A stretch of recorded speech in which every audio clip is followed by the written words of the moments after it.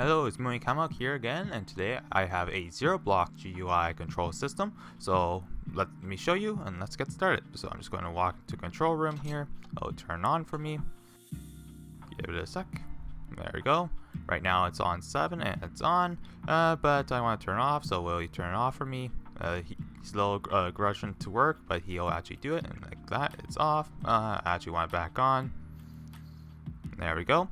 So that's that, but then how you actually change what you have selected. What you do is actually just go into your settings, into your video settings, and change your simulation distance. So let's say, let's go to 16, please. Give it a second to compute what happened. Just like that, it's on 16. And can we turn it on? Just like that, that is on. Crank this down all the way to the smallest now.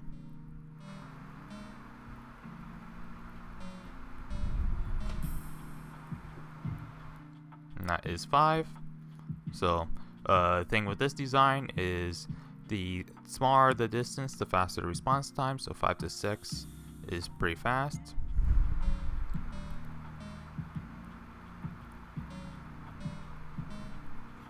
But I kind of put in a timer to make sure it doesn't do that.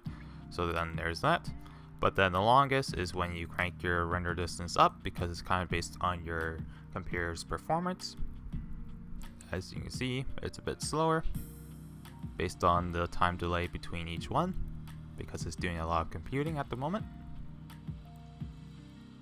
Oh, I just realized I set the 32, but at max it can only go to 31.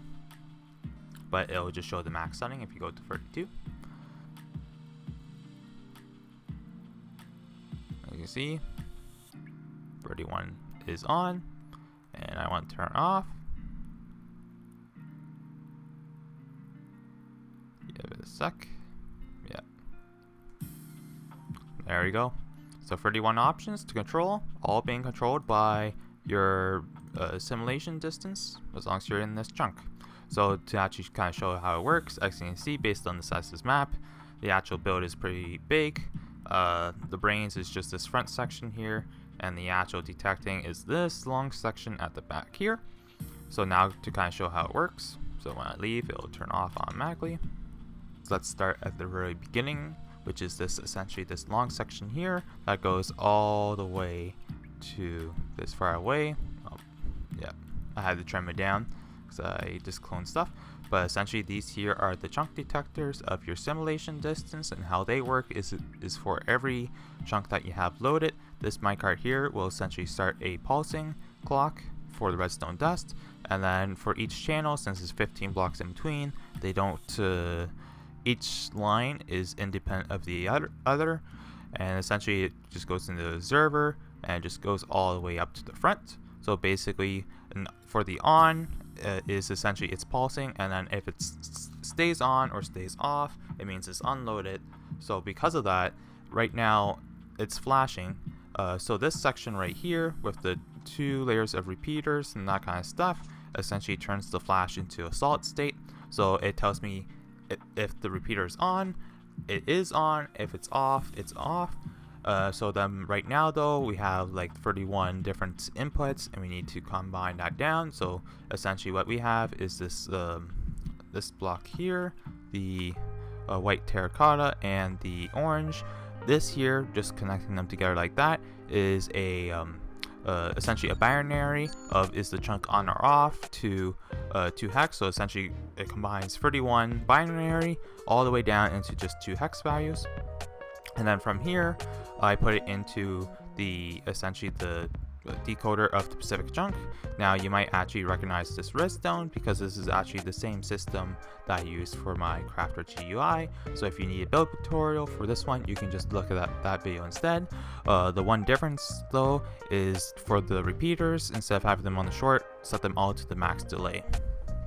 So then from here, essentially we turned it into 31, into hex, into 1 chunk, and then from there, essentially we take an output of whatever one selected, and that goes into this kind of mess, all the way into the 7-digit display here at the front, where essentially once it changes, it changes it to the corresponding number.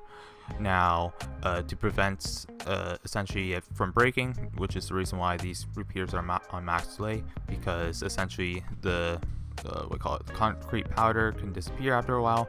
These last 4 aren't used, so that's fine. Anyway, so essentially to prevent you trying to put input in and break it when it's adjusting itself, this gold system here essentially detects the input of whenever there's a change in a solid state thing from on off or off to on, and that essentially locks down the whole system. And additionally, if you turn off the screen, it also locks out the system to prevent any accidental changes. And then so that's that. And then for the actual detecting stuff, is for the other options is essentially 2 calibrate stalk sensors. One of them is for the pressure plates in that. So if I want to, I can just use a button as well here, any button in this chunk, to turn it on or to turn it off. And then the other stalk sensor I have with villager interaction, which in case of using nitwit that has no GUI, when you still click on them, that counts as an interaction that turns it off.